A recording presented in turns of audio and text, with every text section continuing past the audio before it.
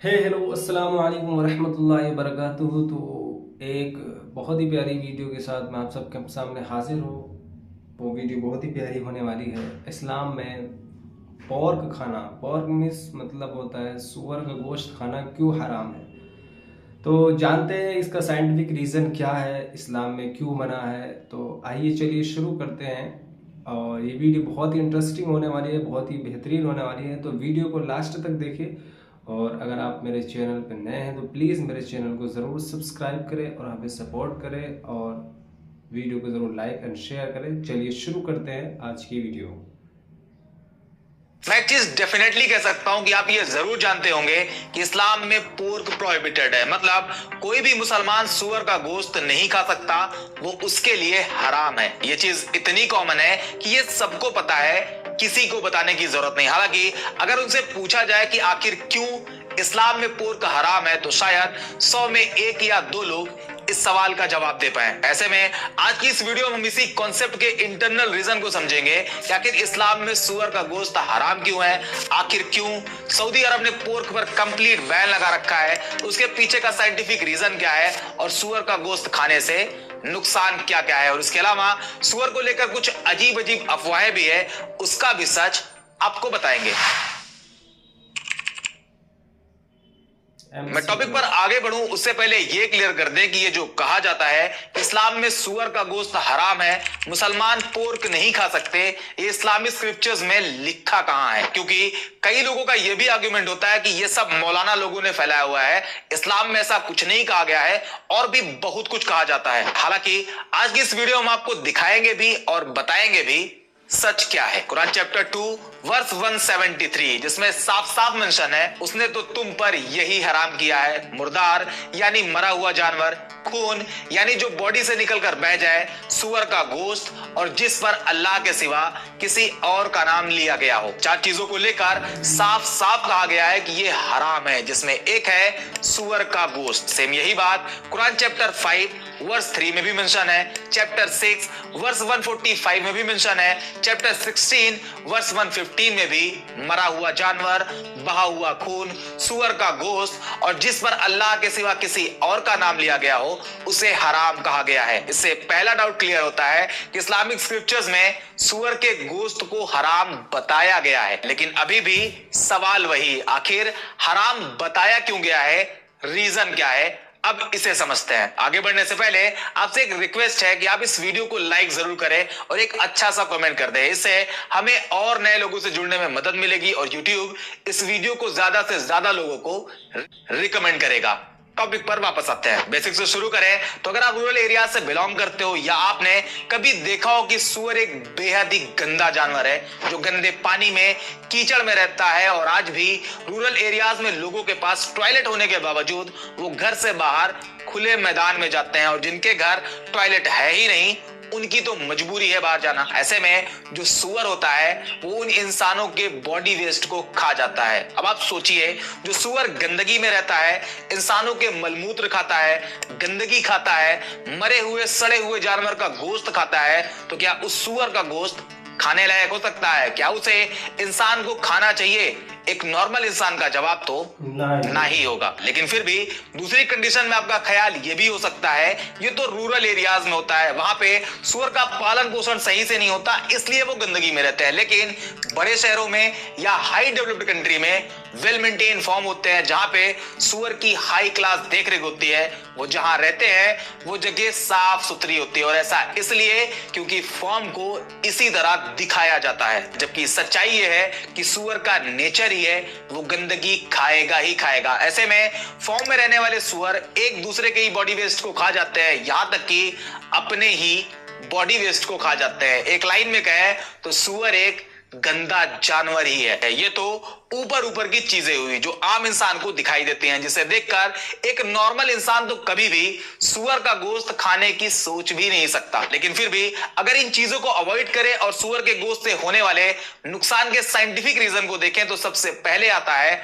उसका body structure. शायद आपको यह पता होगा कि सुअर को पसीना नहीं आता। अब नहीं आता तो नहीं आता, इसमें क्या? तो इसमें बहुत बड़ी प्रॉब्लम है, क्योंकि बॉडी से पसीना निकलना बेहद जरूरी होता है और इसके कई फायदे होते हैं। जैसे पसीना निकलने की वजह से बॉडी का इंटरनल टेम्परेचर मेंटेन रहता है। अगर बॉडी में किसी वजह से भी एक्सेस एनर्जी प्रोड्यूस होती है तब भी वो पसीना बनकर बाहर निकल जाती है। और ये जो बॉडी से पसीना बनकर निकलता है वो पानी भी होता है, मॉइस्चराइजर भी होता है, साथ ही साथ कुछ टॉक्सिक सब्सटेंसेस भी होते हैं जो पसीने के साथ बाहर निकल जाते हैं और इससे skin maintain and body fit रहती है। और ये जो पसीना निकलता है इसमें बेसिकली दो चीजें काम करती हैं, एक होता है पोर्स और दूसरा स्वेट ग्लैंड्स। इसमें जो पोर्स होता है वो बॉडी स्किन के सरफेस पर छोटे छोटे खुले हुए छेद होते हैं और स्वेट ग्लैंड्स स्किन के अंदर होती है जो कि पोर्स से कनेक्टेड होती है और यही ग्लैंड्स पसीना प्रोड्यूस करती है। सेम चीज अगर आप सुअर के केस में देखेंगे तो सुअर एक ऐसा जानवर है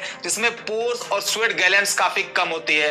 कम होने की वजह से इन्हें पसीना नहीं आता और जब इन्हें पसीना नहीं आता तो बॉडी के अंदर मौजूद टॉक्सिक सब्सटेंसेस सुअर की बॉडी से बाहर ही नहीं निकल पाते। इसके अलावा जब इन्हें पसीना नहीं आता तो इनका बॉडी टेम्परेचर मेंटेन नहीं रहता और यही वजह है कि सुअर अपने उसी बॉडी टेम्परेचर को मेंटेन रखने के लिए गंदे पानी में, नाले में डूबा रहता है, यहां तक कि कीचड़ में घुसा रहता है। दूसरे नंबर पे आता है फैट एंड कोलेस्ट्रॉल। और इन दोनों फैक्टर को अगर मैं आपको एक एक लाइन में समझाऊं तो कोलेस्ट्रॉल एक स्पेशल टाइप का लिपिड होता है जो ऑलरेडी इंसान की बॉडी में मौजूद होता है, जो कि फूड से ही आता है और ये बॉडी के लिए जरूरी भी है, लेकिन अगर इसकी क्वांटिटी बढ़ जाए तो ये बेहद खतरनाक भी है। कैसे, अभी आगे आपको बताएंगे। दूसरा है फैट। ये भी हमारी बॉडी के लिए जरूरी है लेकिन इसे भी ज्यादा कंज्यूम करना हेल्थ प्रॉब्लम क्रिएट कर सकता है। दोनों को कंबाइन करके देखें तो हाई कोलेस्ट्रॉल और ज्यादा फैट हार्ट डिजीज और हाई ब्लड प्रेशर के लिए एक रीजन बन सकते हैं। मोटापा बढ़ सकता है,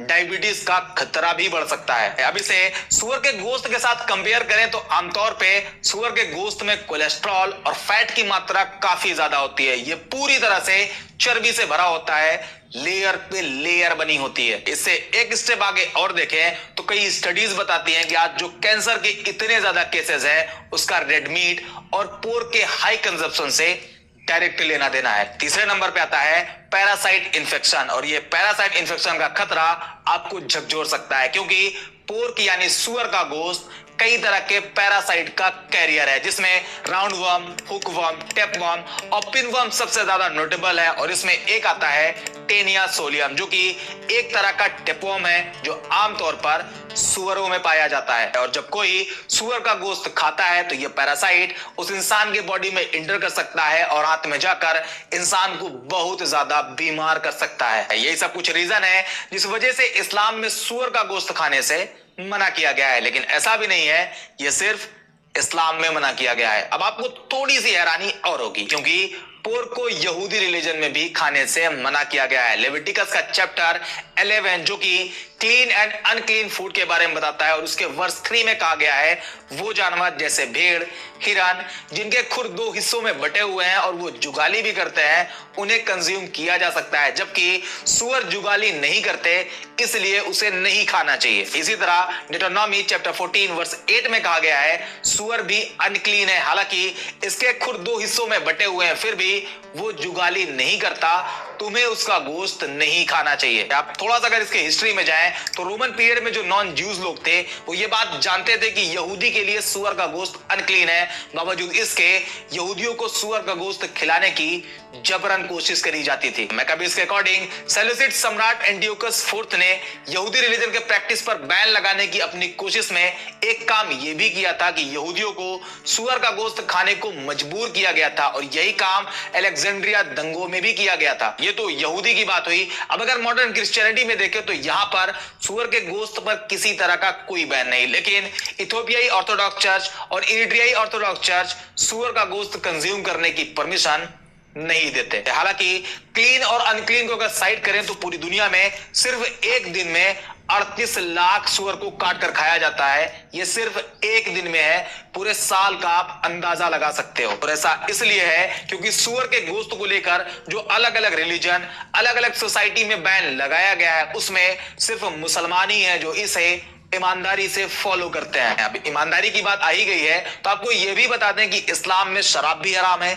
इस वीडियो में मैंने डिटेल में बताया हुआ है कि क्यों हराम है, लेकिन फिर भी बहुत से मुसलमान खुलेआम शराब पीते हैं। हालांकि वो इस्लामिक एथिक्स को जानते हैं फिर भी पीते हैं। जबकि अगर आप सुअर के केस में देखेंगे तो सुअर का गोश्त खाने वालों में मुसलमान ना के बराबर हैं। अगर दुबई के एग्जांपल से आपको समझाऊं तो दुबई में पोर्क बिकता है, लेकिन वहां साफ साफ लिखा होता है for not Muslims, not for Muslims. अब आते हैं एक मिथ पर जो मुस्लिम सोसाइटी में जबरदस्त फैला हुआ है। अगर आप मुस्लिम हैं तो आपने भी इसे जरूर सुना होगा। लोग अक्सर कहा करते हैं सुअर का नाम जबान से नहीं लिया जाता, उसे खिंजीर कहा करो, क्योंकि सुअर कहने से इंसान की जबान 40 दिनों के लिए गंदी हो जाती है। ये आपने भी जरूर सुना होगा। यहां तक कि इसे लेकर लोग इस तरह से रिएक्ट करते हैं कि एक जगह मस्जिद में एक इमाम ने अपनी तकरीर के बीच सुअर का नाम ले लिया तो वहां के लोगों ने उन्हें मस्जिद की इमामत से ही हटा दिया। हालांकि ऐसा बिल्कुल भी नहीं है। इस्लामिक स्क्रिप्चर्स और इस्लामिक स्कॉलर के अकॉर्डिंग सुअर खाना हराम है, बल्कि उसका खून